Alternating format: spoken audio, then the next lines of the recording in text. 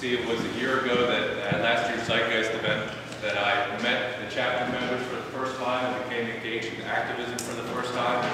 I'm wondering if there's anybody here today who's at an activist event for the first time. Show of hands. Anybody? All right, fantastic. All right. I expect you guys up here on this stage next year. Look forward to it. So this past year has been crazy for me. I've met a whole new set of friends that I wouldn't have met without TZM. I've had some soul-shaking conversations. I got to interview one of my heavy metal heroes, and in general, I've had a renewed sense of purpose. This has been the most forward-thinking year of my life for sure, but I still find myself every day when I wake up asking myself the same question over and over again, which is, have I changed the world for the better yet?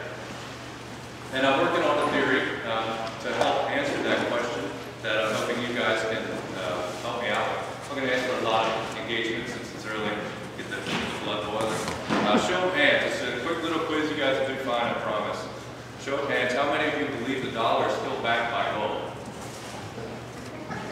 One person. You want to be a scapegoat? It's not going to how many of you know that the mass media is controlled by 6 or fewer corporations? Ask me. How many of you know what NDAA stands for? Fantastic. And last question, how many of you think there can be infinite growth on a 5-day plan? All right, that's it. You all passed. Congratulations. Hand for yourself. And you also helped to confirm my theory. Have I changed the world for the better yet? Maybe not. But being here, surrounded by you guys, people that are actively engaged in doing something good and trying to change the future, I know this much is true, that my life has changed infinitely for the better, and I thank you all for that. So that's it. Thank you all for coming again. I'd like to welcome you to Zeitgeist Day 2013.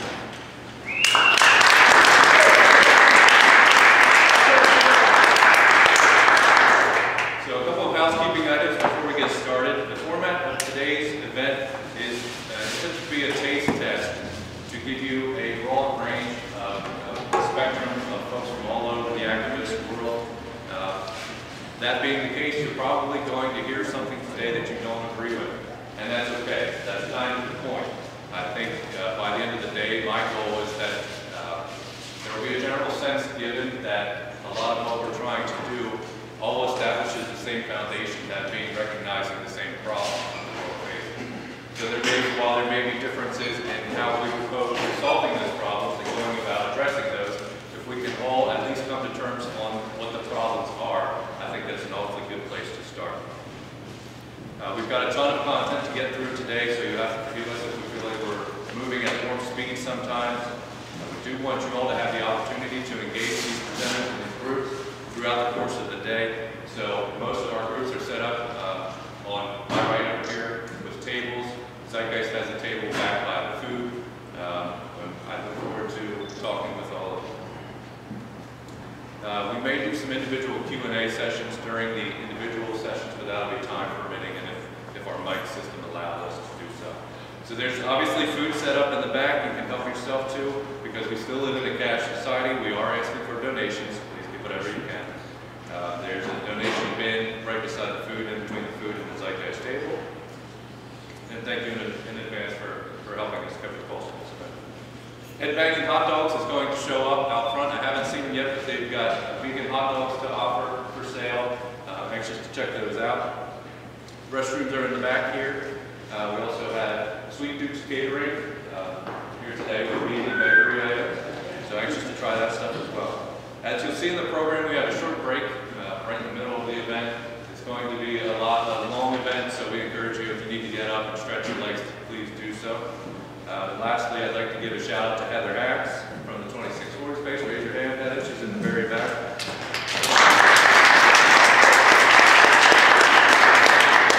She went to great lengths to make sure I had everything I needed for today. So if you guys are interested in renting a beautiful space for your future events, please connect with her or look up 2640 space online. So, what is TZM? How many of you folks have seen the Zeitgeist documentary? Okay. How many would feel confident in presenting what TZM TZM is to somebody describing what we're like. I'll just give you 90% of our chapter members aren't raising their hand right now, so that shows you how confusing it is. But I'm going to try to break it down a little bit today. Structurally, we're a grassroots organization with over 1,100 chapters in 90 different countries around the world. And we were formed in 2008 after the release of the second Zeitgeist documentary, Zeitgeist of Death. But that doesn't tell you anything about what we stand for. So what do we stand for? This is a quick little mission statement. We like to keep things concise and easily communicable. So TZM is an educational initiative advocating for the use of systems theory and scientific method to solve the world's social problems with an emphasis on technological efficiency. It's that simple, right? Yeah. Yeah. So let's break that down a little bit further. What does that mean?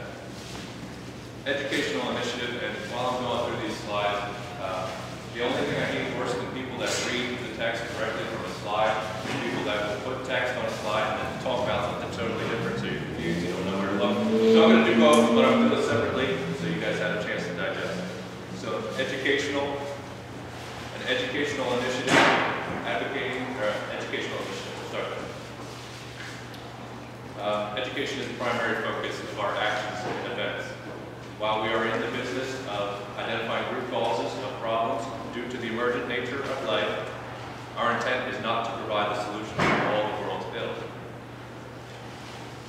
And I'll talk a little bit more about that last statement in a slide. The next piece is systems theory. Science has proven that life is interconnected, not simply holistically, but actually and physically, and our everyday interactions should take this fact into consideration. If you accept this as true, you see that there is a natural law that sets the parameters of how we should be living as a species if we want to optimize the human experience on this planet. So take a tree, for example. It's easy to look at a tree and imagine it as a self-contained, singular entity. But if you pull back the lens a little bit, you find that what you're really seeing is something that can be called a tree system that is composed of sunlight and earth and rain and wind and part of a much larger ecosystem with a whole network of interconnected inputs and outputs. So it is a whole life. Scientific method is the only school of thought where there's an emphasis put on attempting to discredit the hypothesis, avoiding the pitfall of experimenters or expectancy bias. What experimenters or expectancy bias means is simply that you're going to find what you look for. So by employing the scientific method, you're challenging those assumptions beforehand, and you're more likely to get an accurate representation of the truth. Further, the scientific method also requires revisiting the conclusions of the past. Many of our social operating systems today are thousands of years old and have undergone shockingly few changes in that time. Did you know that there are a whole group of people called constitutionalists? I'm going to get a little bit into them. These constitutionalists actually believe that life today should be governed by a set of rules that's over 200 years old. Isn't that crazy? Right? I've got a lot of respect for the founding fathers. I think they were brilliant. But any time that we lock ourselves into a fixed system in an ever-changing world, we're setting ourselves up for failure from the start. The system is being absolutely crushed by the weight of trying to maintain these outdated systems for the mere sake of continuity. For a progressive movement to promote a fixed solution to today's problems is to set us up for failure. We need to have the flexibility to think on our feet and roll with the punches and the changes that the world offers us. And that is why TZM promotes a thought process instead of a fixed set of solutions. TZM is simply a method of analyzing the world around us. And that's why it's so hard to communicate when people ask, what do we do? And give me the top 3 bullet points. Tell me what to do to live from the TZM perspective. Really all we can tell you is to think critically about the information that you're taking in any given day. Social problems. Can anybody think of a worldwide problem that's not a social problem? Okay. Starvation, war, unemployment are all social problems, not to mention the more immediately obvious ones like greed, racism, and religious extremism.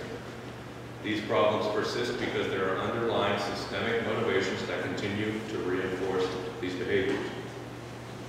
So I can see some gears turning out there. You're trying to discredit that statement, and I appreciate that because you're using the scientific method. And you're saying, what about logistics, for example? There are starving children in sub-Saharan Africa that we can't feed because we simply can't get to them.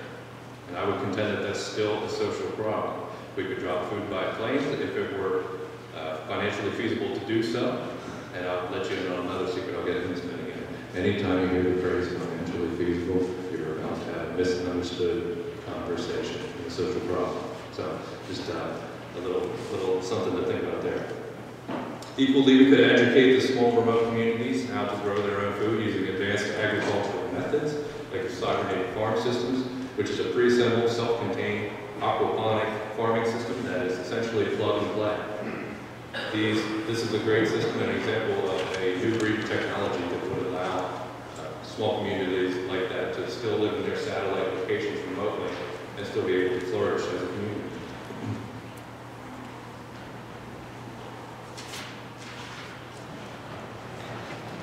So next, technological efficiency. If technology moves from a model of advancing for the sake of commercial viability to a model of providing the best technical aids for humanity, our world will change exponentially and the wage-slave culture will become obsolete.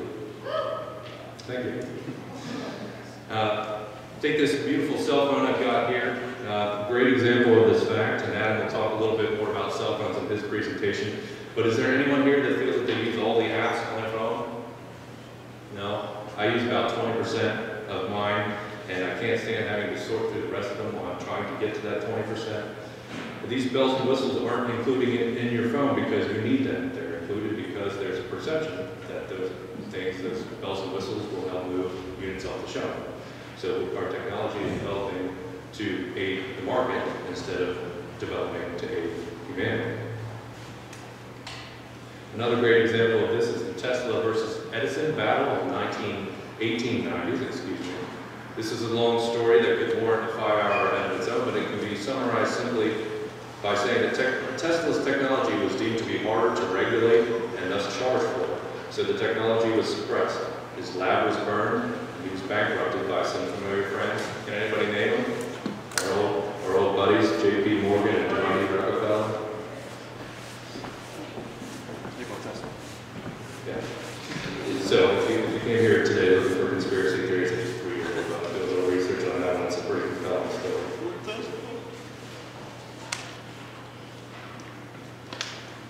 So what is the purpose of the TZM chapter? We've got a threefold purpose: internally, to facilitate discussion and provide an avenue for like-minded activists to develop their perspectives. External, with the hopes of internal, is where we go out to festivals, and do tabling events and reach out to people, try to explain what we're all about with the hopes that they'll join us in the dialogue. And external, to foster development and solidarity in the community, organizations working towards a sustainable future. That's a big part of what this event today is to represent, reaching out to other activist groups in the area to help build a stronger network.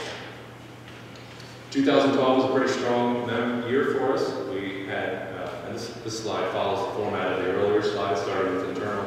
We had our Zeitgeist Day 2012. We had our annual media festival and multiple chapter meetings. External, with the hopes of internal, our tabling events for EcoFest, Localizing, Sawebo, Artscape, Fells Point Fest, Freedom Festival, Think Outside the Box and Fixing the Future screening. So for those of you that may be chapter members that said Zeitgeist movement doesn't ever do anything, we're out there on the streets. Please join us. We will embrace you with open arms. Yeah. Fear Factory interview.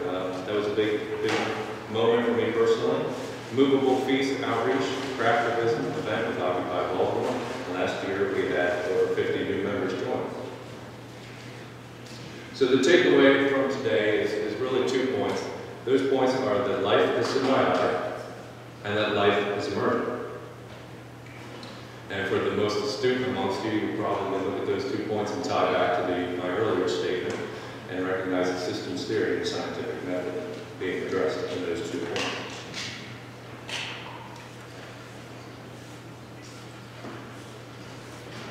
Saying that life is symbiotic is saying that we're all interconnected and part of grand scale systems theory. saying that life is acknowledging that life is ever changing, and that fixed systems will be inherently inefficient in changing the world. The scientific method should be employed continuously to keep us changing with the tides and operating with efficiency. So that's my introduction to TZM. Again, if that didn't clarify everything, if you're not crystal clear on what TZM is, I'll be back at the table all day, happy to answer your questions. And with that, I will turn the mic over to our co-MCs, Ian and Vanessa, that will be introducing our next act. Thank you very much.